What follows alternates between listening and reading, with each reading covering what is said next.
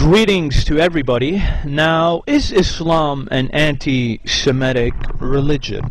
There are certain people who would have you believe that.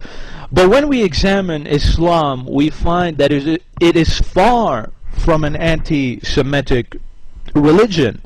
So let's start with the evidences, because we need the evidences that prove that Islam is not an anti-Semitic religion.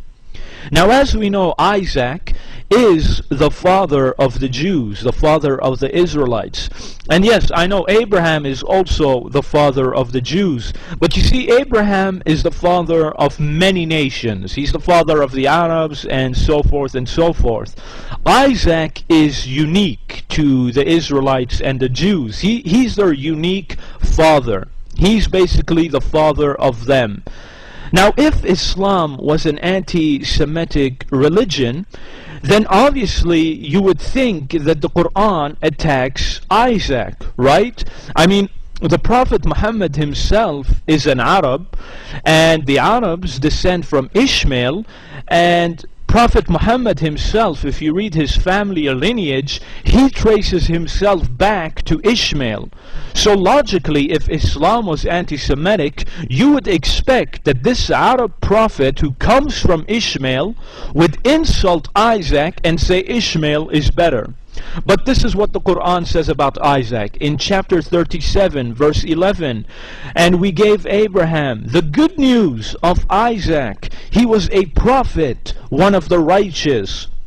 So notice what the Quran says about Isaac, the father of the Jews.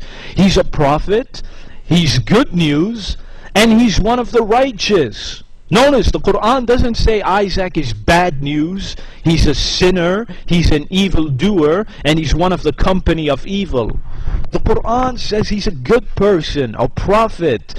And in Surah 37, verse 113, the Quran again praises Isaac. It says, we blessed Isaac. So notice, the Quran calls Isaac good news, a prophet, a righteous man, and a blessed man. In fact, throughout the Quran, you will never find Ishmael ever being called better than Isaac, being above Isaac. You will never find a Quranic verse that says Isaac is beneath Ishmael or inferior to Ishmael. Isn't that surprising? Here you have an Arab prophet speaking in an Arabic language, praising the father of the Israelites and the Jews. He doesn't go out of his way to say, no, Ishmael is better. He praises them equally. He says both of them are good. Ishmael, Isaac is also righteous, also a good man. You will never find Muslims looking down on Isaac. So this is one of the biggest proofs that Islam is not anti-Semitic, because you would expect that the Muslims, the Quran, would attack the very father of the Israelites. Yet throughout the Quran, whenever Isaac is mentioned, he's mentioned with positive attributes. He's always mentioned with compliments going after him. Every time you see Isaac in the Quran, there's something good about him. There's a good thing to say about him. Never a bad thing to say about him. Now, what about other Jewish figures? I mean, throughout the Quran praises so many Israelite figures, so many important Jewish figures like Moses, David. All of these men throughout the Quran are praised. You'll never find any major Israelite Jewish figure being attacked by the Quran. All of the people who are held dear to you, the Jews, are also held dear to us. We would never dare to insult them. And we get this from Islam itself. Logically, if we were anti-Semitic, you would find us saying, oh, no, these men are all bad. Only the Arabs are good. All of these men, David, Isaac, they're all rubbish men. You'll never hear us saying that. You'll never hear us saying that at all.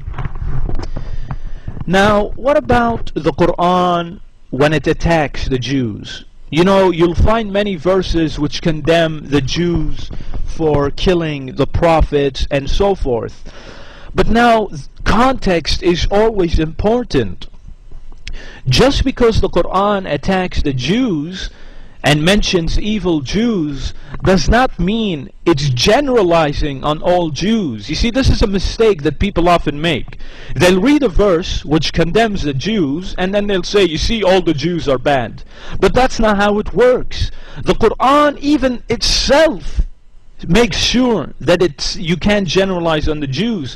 In Surah 3, verse 113, this is what the Quran says: not all of them are the same. Of the people of the book, the Jews are a portion that stand for good. So notice what the Quran is saying here. It's saying here that not all the Jews are bad. So therefore, in context, when the Quran attacks certain Jews, we know it's only attacking the evil sinners, not all the Jews, not generalizing. In fact, this is like the Jewish Bible. In the Jewish Bible, God condemns the Jews and the Israelites as well.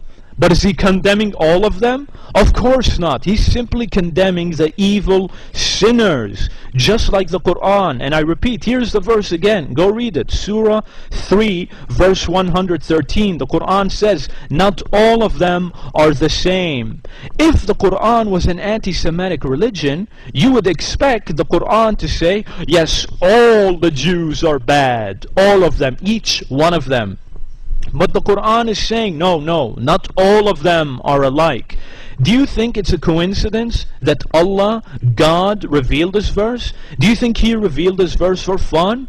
Of course not. There is wisdom behind it. The reason why God revealed this verse saying that not all the Jews are bad is to make sure that ignorant Muslims don't go around generalizing all Jews. So you see, this is the wisdom of God. Although He attacks specific Jews, He goes out of His way to say, but not all of them are the same, just to make sure ignorant Muslims don't go out and generalize against all the Jews. In fact, in Surah 37, verse 113, this is what the Quran says as well. We blessed him and Isaac, and now it talks about the descendants of Isaac, but of their descendants, the descendants of Isaac, are some that do good and some that do wrong. So notice what the Quran says. The Quran says that the descendants of Isaac, who are the Jews, there are some who do good and some who do bad. Here again, the Quran is saying that not all the Jews are bad. They're just like anybody. Some are good, some are bad. Just like the Muslims. Some are good, some are bad. So here we have two verses. Surah 3, verse 113 and Surah 37, verse 113. Both of them are saying not all the Jews are bad. So therefore, to the Jewish audience who are listening to this, whenever you hear a Quranic verse that is condemning Jews for killing the prophets, know that this verse is only specifically aimed at the evil sinners, not all the Jews. And these two verses right here prove it. Surah 3 verse 113 and Surah 37 verse 113, because these two chapters, these two verses say that not all the Jews are bad. Therefore, I repeat, when the Quran attacks a specific group of Jews, it's only attacking the sinners. And even the Jews would agree with that, because the Jewish Bible does the same thing. And here is something interesting for the Jewish audience. Do you know when the Prophet Muhammad entered Medina, he made a contract, a treaty with the Jews? And this is what it said: to the Jew who follows us and helps us belong help and equality. Notice the Prophet Muhammad said to the Jews who are helping us, who are our allies, they are equal with us. The Prophet Muhammad even said the Jews of the Bani Auf were a major Jewish tribe in Medina. The Prophet said they are one community with the believers. So notice what the Prophet Muhammad said. He said that the Jews have equality with the Muslims, that they are one community with the Muslims. Ladies and gentlemen, put all of this together. Does this sound like an anti-Semitic religion? Of course not. The Quran does not call for Muslims to go out and kill all the Jews and whatever. So, to all the Jews, read these verses. I'm posting them at the side link of this video. Our religion is not anti-Semitic.